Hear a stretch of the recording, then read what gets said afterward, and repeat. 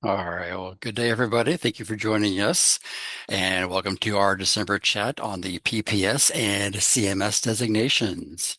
I want to give everybody a couple minutes to get with us. So we had about 30 register for today, and usually a handful join us out of those registrants on for the live version. And that's what it kind of looks like we're going to have today. So that is just fine. I just want to give you a little roadmap about how we're set up for the for our chat today, and then have our panelists introduce themselves, and then we'll jump right in.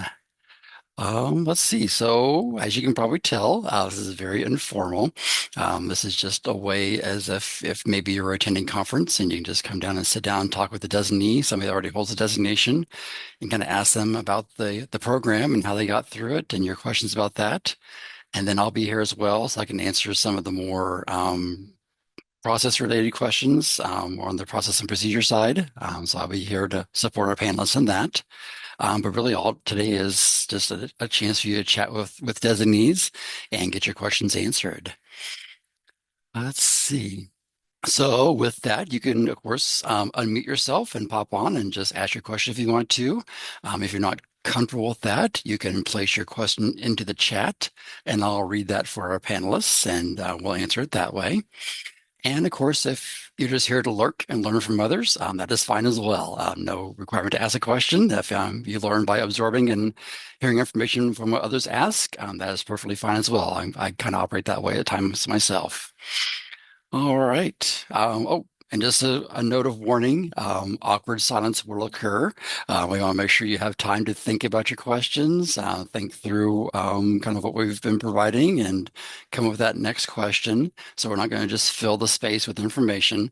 We're happy to provide information and responses to your questions. But yeah, it's all about you having access and being able to ask your questions. All right, with that, I see we have one of our panelists so far, Rhonda. You want to come on and introduce yourself? Hey, good morning. My name's Rhonda Bolton. Thank you, Jaron, for hosting this.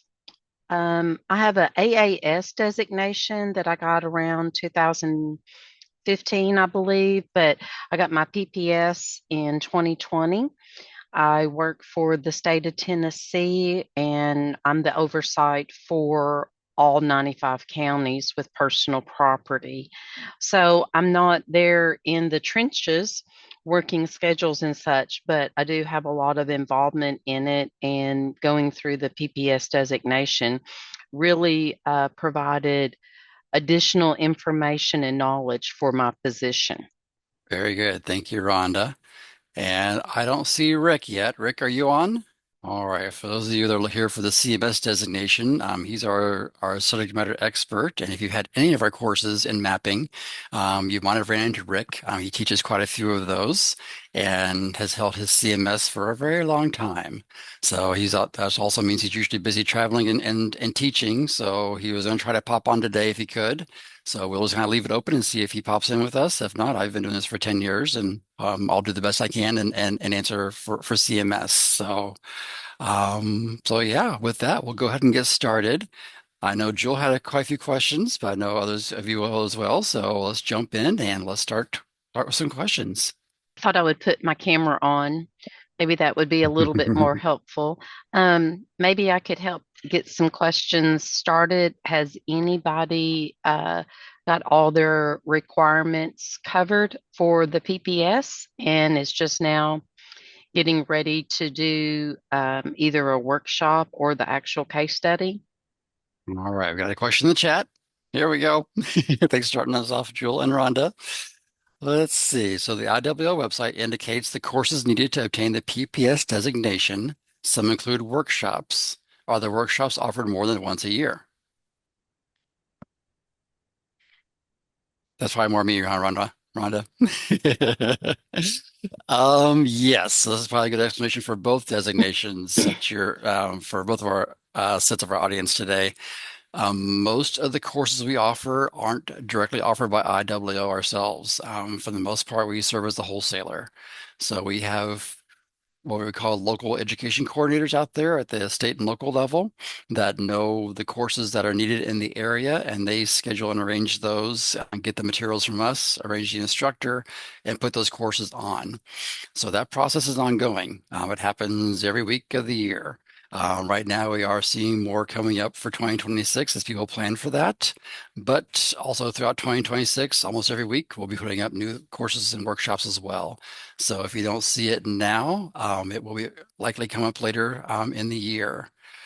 Um, if that fails and you don't see one come up and you're in a hurry, most courses for credit and workshops for credit, such as 551, 552, 553 for the PPS, those can all be completed through a challenge exam, which is basically testing out of the workshop.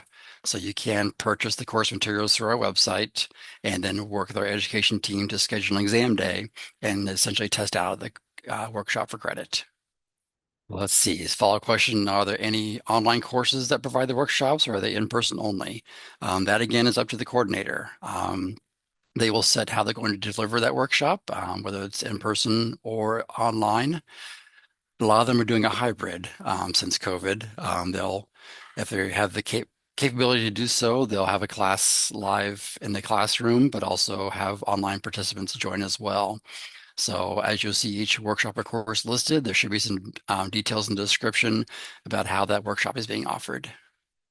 And then a few times a year, IWA ourselves, we do offer a few things directly, and those are all online. And we'll post those in the course calendar as well as we get those instructors set up and get those courses on the schedule.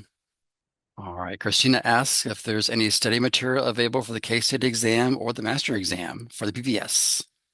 I want to go back, Jaren. I can answer that question, but the one from Jewel, she's referencing workshops. I think for the qualification 171 currently is the workshop that we have as a requirement, and that one's online. Is it not? Yes, that is Okay. correct. And online only at this time. So yeah, it's just not Yes, 2 hour yes. online module. Okay.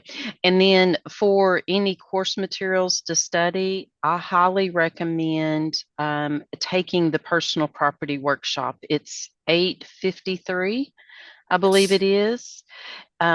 If you're on the IAAO page, you can scroll down and it'll have a link for that 853. It's PPS case study review workshop. You have to find one that's being offered by a jurisdiction, a state. Maybe they could be doing it in person or online. At the time that I was preparing for my exam, that wasn't an option. So I purchased the book.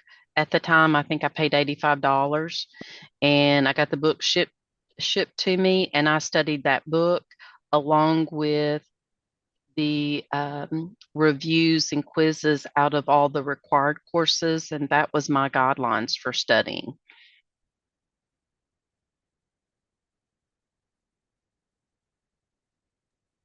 Good deal. Thank you, Rhonda.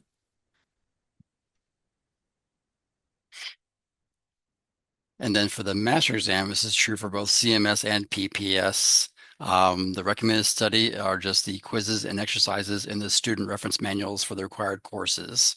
So there's not a packaged workshop or product to help study for those master exams. But those master exams are a basic survey or overview of the course materials for the courses required for the designation.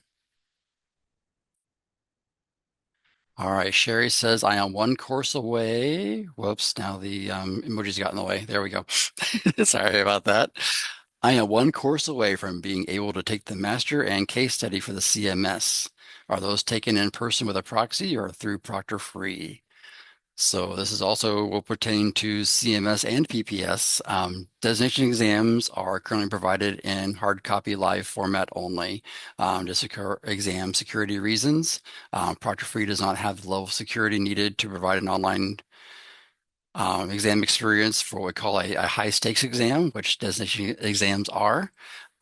So once you get to the designation level, those are still provided in hard copy, and it's up to the candidate to locate a proctor. And for CMS, any IAAO CAE or CMS designee can proctor those exams. And for PPS, it's any CAE or PPS designee can proctor those exams. And then if that fails, because we know that not everybody has a designee within a reasonable drive of them, if that fails, we refer candidates to check with their local library or a college or university in the area. They often offer free or low-cost proctoring services, and we can work through them. We don't work with the big testing facilities, too much rigmarole, too much expense for the candidate. We usually find I have yet to encounter a situation where we can't get a proctor for a designee through a library or a college.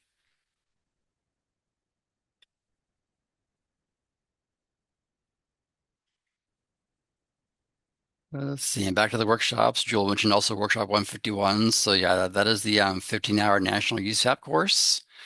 And that is a course of the Appraisal Foundation. So we have limitations in how that's offered. Those are usually a live online or in-person workshop if it's offered through IAAO.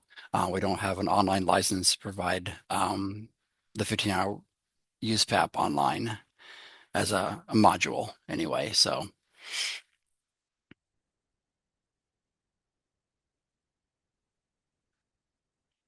all right, great questions so far. I still see you don't have Rick, but so far I think I'm doing okay without a CMS. You can be the judge of that, I guess. So, yeah, let us know what questions you have. All right. So, on the first question about how you become a candidate in good standing, that is through applying for candidacy. And you can do that through our website, iwao.org/designations. On that main page, you will see the link on there a couple of times for applying for candidacy. And once you're accepted into the program, then you are a PPS candidate in good standing. All right, that was a good synopsis. What I was rambling on about. Then Jules asking about the requirements needed for if you don't hold the associate degree for PPS. We do accept a combination of years of experience or completion of select college courses to earn a minimum number of points needed to equal what the committee feels is equivalent to an associate degree. And that is something you do as a candidate. So once you're accepted as a candidate, you can click the degree alternatives link on our website, same page, iwao.org/designations. And there's a worksheet on there for you to fill out. To send that in, it does require to prove you've completed high school or equivalent. So you need to attach your documentation for that with that form. And then also, if you're claiming years of experience, those need to be backed up on your experience record form, which is the form you submit to show you meet the experience qualification. So you'll make sure you have enough years on there that correspond with the years you're claiming for the alternative. Or if you have college courses you're claiming credit for, you can fill them out in the applicable section there on the alternatives form. And then you also need to submit or attach a copy of your college transcript that shows completion of that course and that you earned a grade C or higher. So, Jules, we can go through that in more detail once you are a candidate, but it sounds a little daunting, but it's a pretty smooth process. So we can definitely walk you through that when the time comes.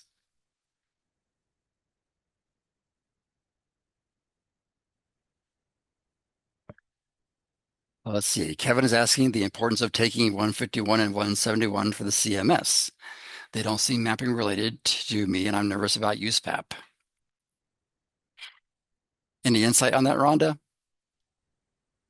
Yeah, I would say the main thing that you're doing it is to provide you with the basis for ethics in doing anything related for appraising property. Even though the mapping is a little bit different, there's still standards that have to be followed. Very good. That's how I understand it as well. And that was decided to be applied to the CMS as well. And then 171 is very much focused on the IAAO Code of Ethics, which applies to all designees, and some modules about navigating ethical situations.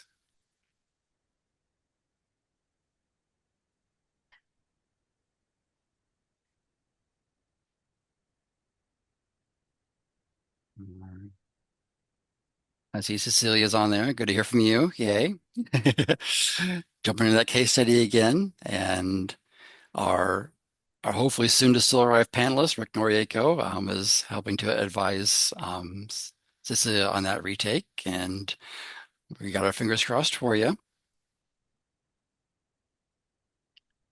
Let's see, another question from Jewel about processes to apply for the certification based on qualifications for approval. Let's see. So, if I understand the question correctly, upon application, you just need to, you can actually turn in your qualifications after you apply. We recommend doing so upon application, but if you haven't quite yet met the qualification for experience, you can go ahead and apply for candidacy and submit that later. So those all have to be met and show that you meet them before you can apply for the master exam.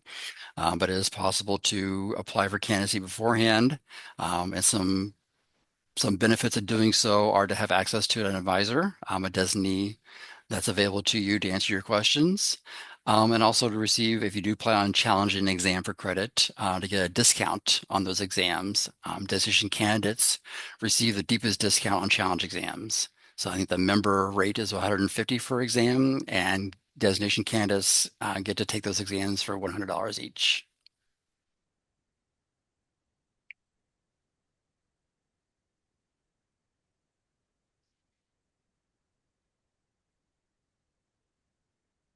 Let's see, another question about specific requirements to participate in an application format. Is there a similar IWO process to be qualified to participate in the PPS certification program?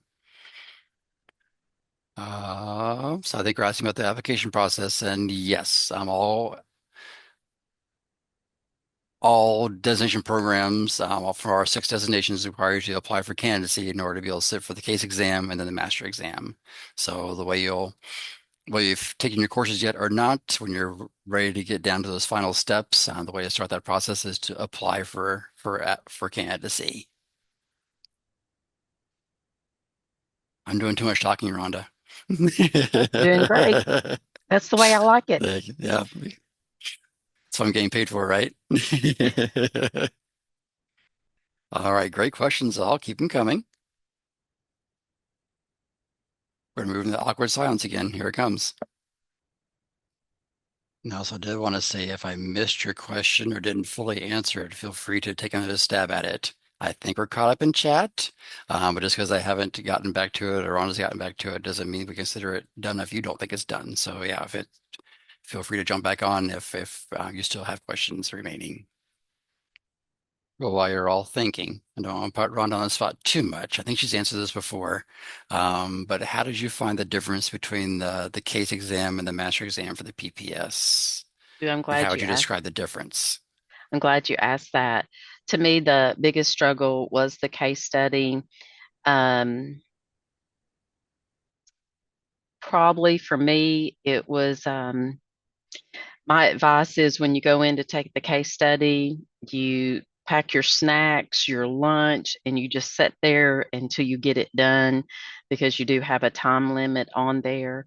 Um, Once you've conquered the case study, the master is a breeze. It's only 50 questions, and you're just doing the equivalent to me is like doing a quiz from the workshops from 500 or 501.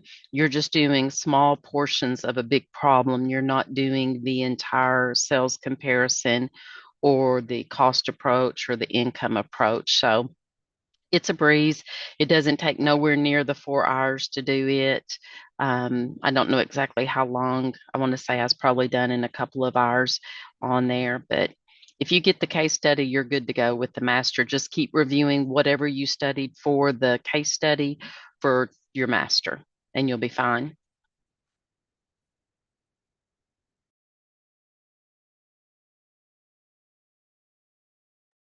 Perfect. Thank you. All right, let's see here. Get back up. Christina asks, make sure, oh, I am unmuted. Yay.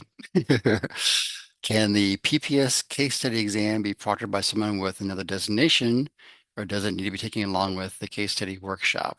To my understanding, you can take the case study exam within days of completing the case study workshop.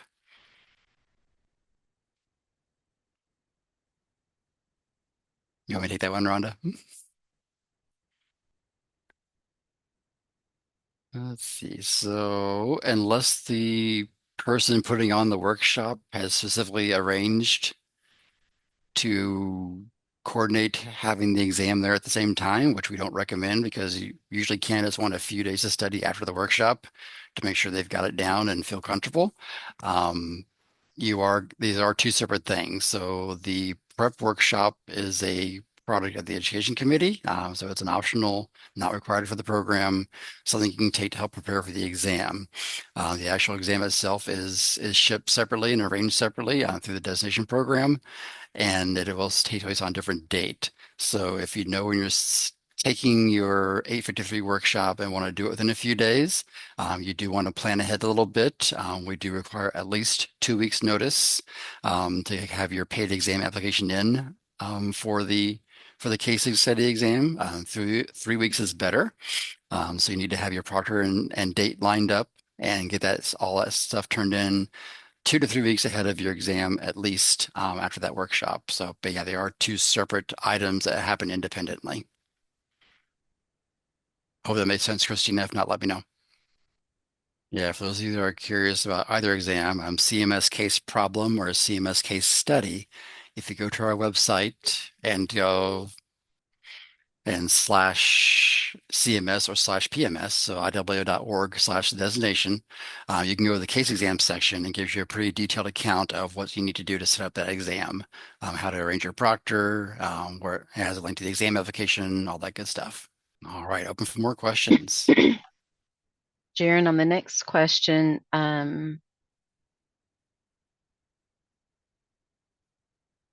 she's asking example of average time needed to complete the PPS certificate process in hours and courses. Jewel, can you clarify?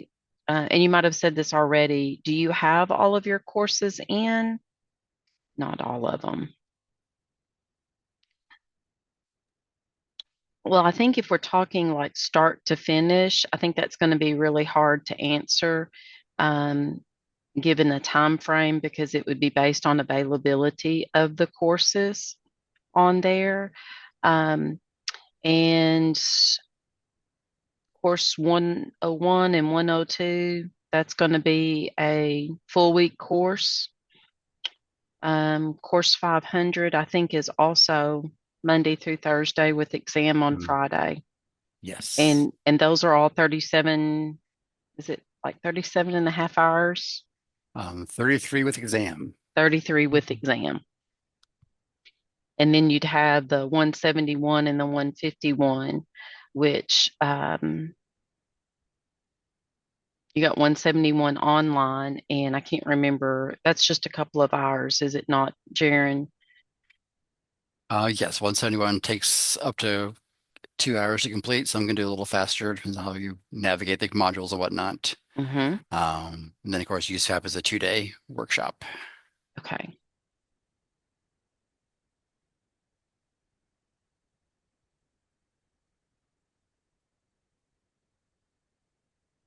Yeah, and then that's once your coursework is done and you apply for candidacy or a candidate, again, 2 to 3 weeks lead time to set up your exam and take your exam. If you pass your case study exam and have everything else checked off ahead of that, right after you get those results, you can apply for your master exam another 2 to 3 weeks if you want to go that quickly. So if you had all your coursework done, had all your qualifications checked off that you meet those, you could complete both those exams in a couple month period. It can't go that fast.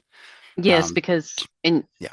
you're good to say that, Jaren, because you give 3 weeks notice that, of the date you want to do the exam, the case study, then you're going to have to allow a few days to a week to get the results back. And then you're going to have to schedule your master and allow time for that to get shipped. So I would say probably 2 months, maybe tops. Yeah. If you're in a hurry. Yeah. Yeah. Oh yeah. Um, but Jewel, I do see that your supervisor instructed you not to take the 101 or the 102 test. Um,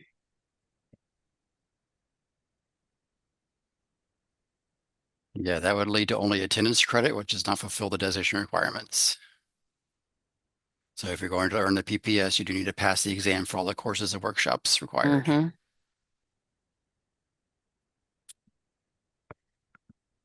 So you did 101 as a self-study.